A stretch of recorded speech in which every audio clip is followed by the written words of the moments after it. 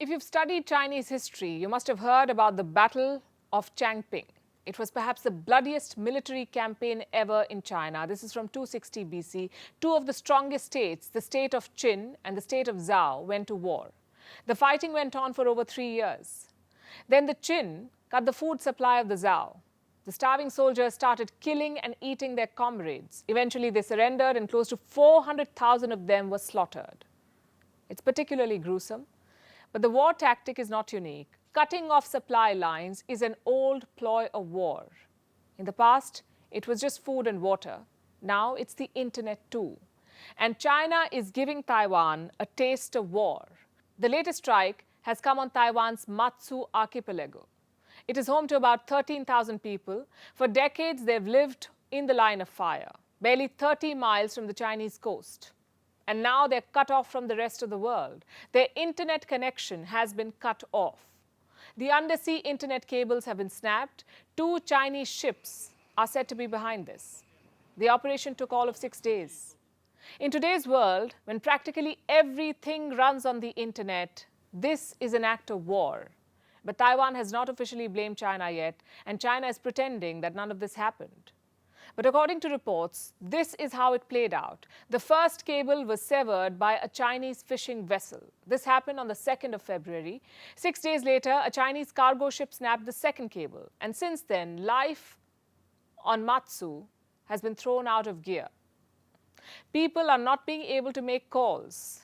It takes forever for messages to be sent. Delivery services are not functioning, and it's impossible to make online payments. Thankfully, Matsu has been through this before, and it was prepared for such an attack. Apparently, China punishes them all the time. In the past 5 years, Matsu's internet cables have been damaged 27 times. 27 times in 5 years. In 2021 alone, the cables were damaged 5 times. Last year, they took a hit 4 times. But this latest strike is different and more severe because this time, both the main cables have been cut.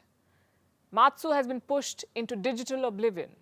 Authorities have put in place a backup system, but it's hardly doing the trick. It can barely keep the essential services going like hospitals, government offices, and military infrastructure. For the common people, there is no relief. How long will it take to fix it? Can Taipei not help? Well, it can, but it's going to take time. It has to wait for ships that can fix the cables, and these ships are not readily available. This is how it works. You make a booking, and then you have to wait for weeks, even months, to get your cables fixed. That's the problem with submarine cables. And the first ship to fix these broken cables in Taiwan may not come before the 20th of April. So it's going to be a long wait. And when the ship does come, it will charge a huge amount of money. You see, repairing these cables is not as easy as it sounds. Even by conservative estimates, Taiwan would have to spend at least $1 million on just the ships. It's a costly affair, and it's a regular one. Which brings us to the million-dollar question. Was China behind this? As I said, both of Matsu's undersea cables have been cut. So either Matsu is very short on luck, or something fishy has happened. And the fact that both cables were cut by Chinese ships, frankly, puts any debate to rest. China's plan to attack Taiwan does include snapping the internet. There are enough and more reports out there to confirm this. This is what China plans to do if it comes to that. So perhaps the island of Matsu is just a practice ground. Remember, Russia did the same. In the initial weeks of the war, it snapped Ukraine's internet infrastructure. China could do the same to Taiwan. Remember, it says it will reunify Taiwan with the mainland, and if peaceful means do not deliver, China will not shy away from using military means. Beijing has said it in so many words. Its military incursions into Taiwan's airspace are a regular affair. Taiwan's national security is perpetually at stake. As for Matsu, its people have 2 complaints. 1, it's taking too long to restore the internet, and 2, China is not being held accountable for this. Let me quote from Wen Li.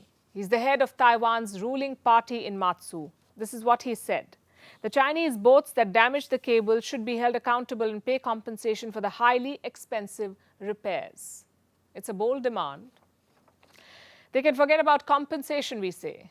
China has been allowed to get away with much worse. 2 snapped cables and network disruption doesn't even count when compared to Beijing's other crimes.